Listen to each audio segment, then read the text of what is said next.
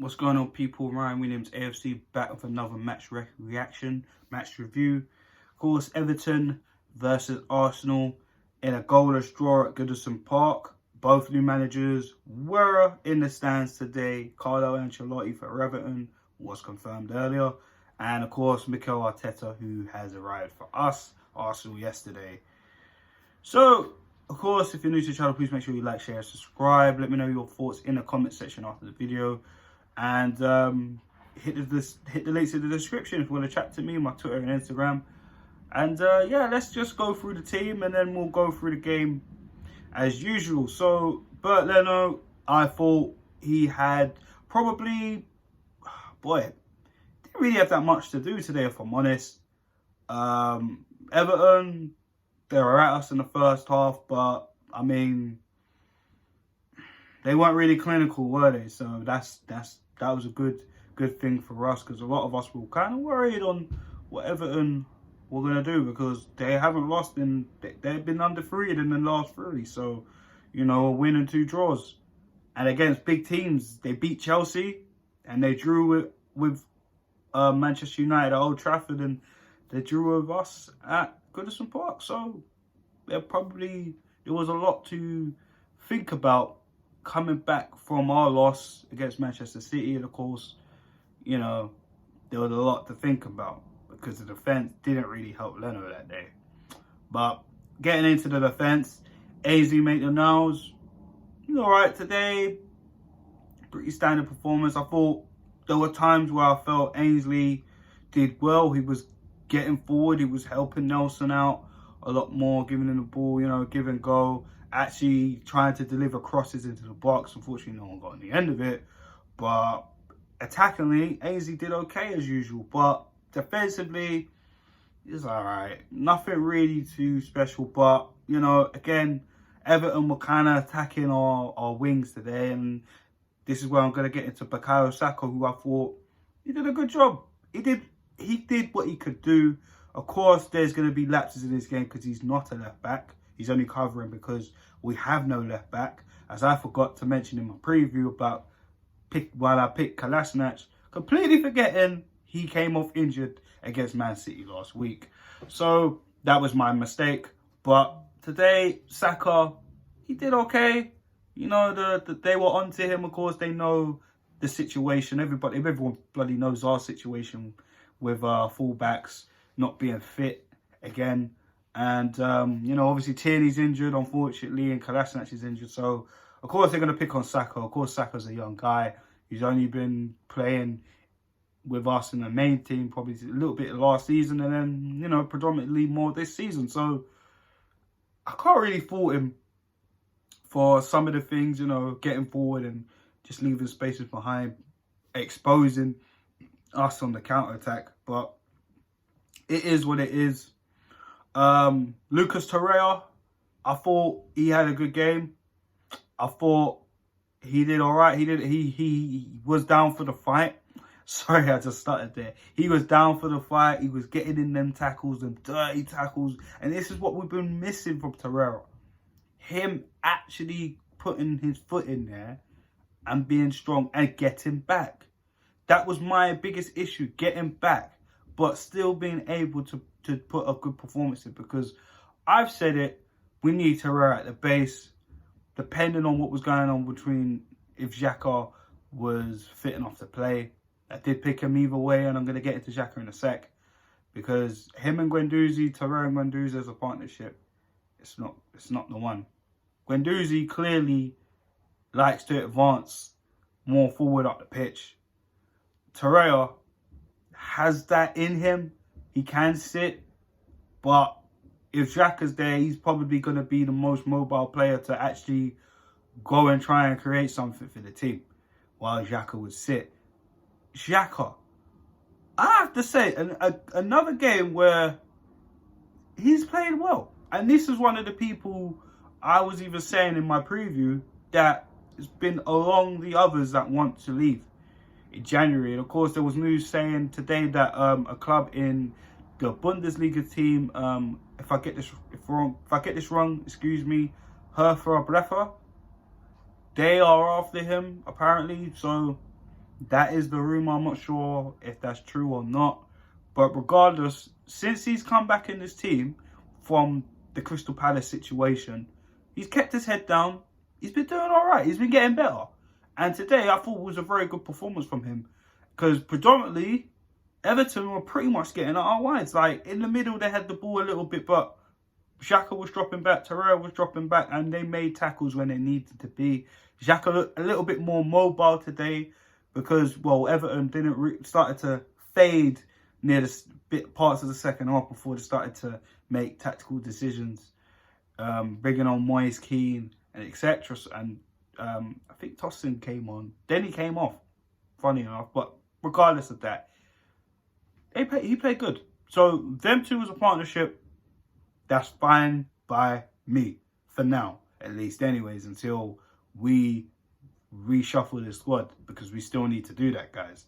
Let's not get carried away. Emile Smith-Rowe coming in for Mesut Ozil, who apparently was injured. A lot of questions about that one, but regardless of that, Emile Smith-Rowe, I felt he had a very good game. It was nice to see him come out there and show the fans, remind the fans about himself, because we haven't really seen much of him this season. We've seen bits of him this season, but in the Premier League we haven't. It's good for him to get a start, and hopefully with Mikel Arteta and, you know, Raul Sanelli and Vinay, they're all in the stands today. Hopefully he's showing Arteta he has good potential to be something special in this first team in the future, or could be very soon. You never know. But I thought he had a good game. I was a little bit disappointed with the mix-up between him and Aubameyang on who was going to get the shot. I felt it was more on a plate for Smith-Rowe. He had his body shape there. He was ready. The ball was pretty much at his foot. But Aubameyang, being the captain, you know, just takes the ball off him. And I thought I was a little bit disappointed. I was disappointed with Abba on that. And I'm going to get to Abba more on Abba when we get to him. But we move. Gabriel Martinelli, I'm going to start with him. I thought I saw a lot of fight, a lot of passion, a lot of desire in him. Again, another player who I feel has earned his spot in the first team. He's having a good season, guys. Let's be real. And he does need support out there. He's still learning his trade. He's still learning the league again. But, I mean, he's been playing well. He's been playing well. Today, he was getting at the wide areas. He was getting in from behind. Unfortunately, there were certain passes that weren't really getting to his feet quick enough. It's gonna take time with Martinelli before he really starts to turn up, and we know he can turn up. But let's just see what happens with Gabriel Martinelli in the future. I'm excited about him. On the other side, Reiss Nelson, who I thought was a bit in and out in this game. There were times where I thought, you know, of course, like I said, they were getting at wide men, so he did have to track back. There were times I didn't really see him track back as much. But the second half, I felt he stepped it up a lot more. Didn't really do much, nothing really significant other than him taking a free kick, which was better than the one that he took at down at Liège in our last Europa League game.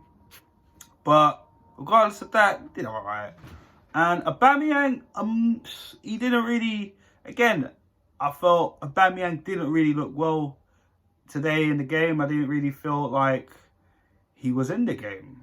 There were times where I saw him get back, but that was only a few times I could count on my hands. And I'm not just picking on Aubameyang today. I can pick out a few players that I've already been through, you know, but didn't really do too well. And how can I forget the centre-backs? Now, this is why I've left them last, because today we kept a clean sheet. Callum Chambers was given the man of the match. David Luiz had a little bit of a hairy first half, but those two, it's funny. The last time I saw these two in a centre-back situation away from home, we won the game and we had a clean sheet, and that was the first game of the season. Not saying David Luiz warrants a start over Socrates, because personally I can't stand neither of them.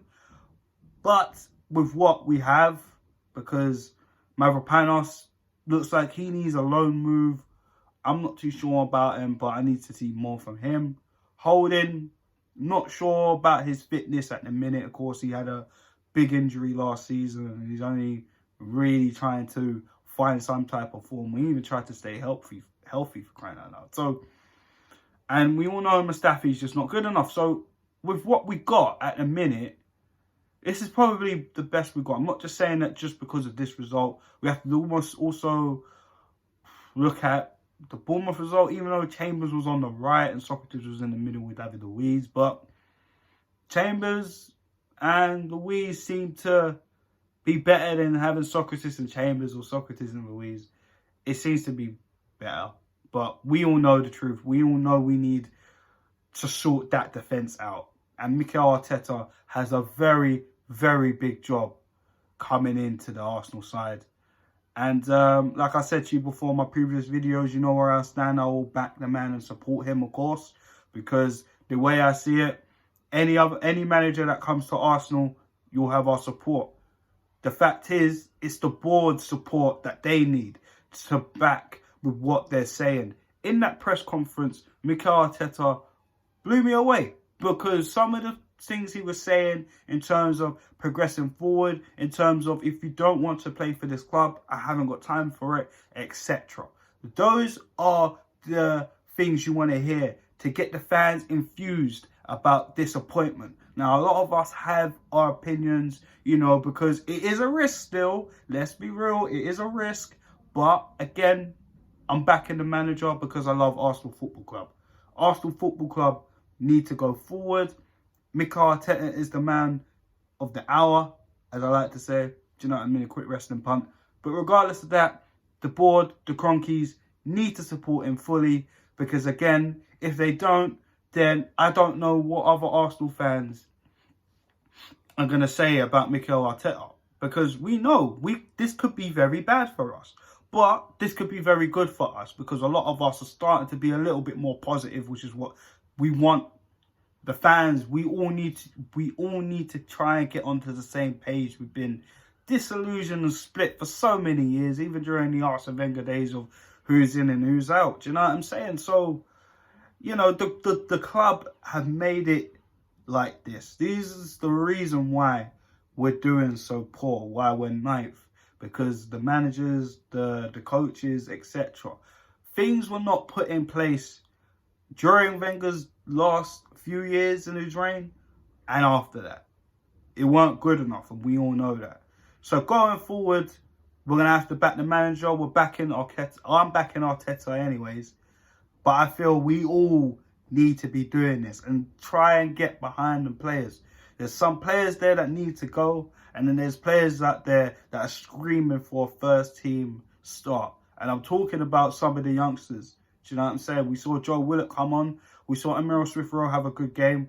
Reece Nelson still needs more time, but he definitely wants to prove himself. Gabriel Martinelli, I'm sorry, he's made it official. He has to be in that starting lineup. So, guys, like I said, let me know your thoughts going forward. Mikel Arteta, the game earlier against Everton, 0-0 draw, and what you like. What you're like, anything Arsenal related, or even Everton fans, if you're watching this, let me know your thoughts going forward. Everton fans, if you're watching this, are you infused by Carlo Ancelotti and what he could bring to you and your club going forward? Gooners, let me know your thoughts on the Mikel Arteta appointment. Does he fill you with any enthusiasm? Let me know in the comment section. Guys, please like, share, subscribe to the channel, of course. Keep it locked here. Make sure you check out the next video that probably comes up if there's any news breaking out. But if there's no news breaking out, wait for the preview for Bournemouth versus Arsenal, where Mikel Arteta officially starts his first game as the new Arsenal boss. Please like, share, subscribe. Click the links in the description if you want to get in contact with me. And guys, have a good weekend. See you later.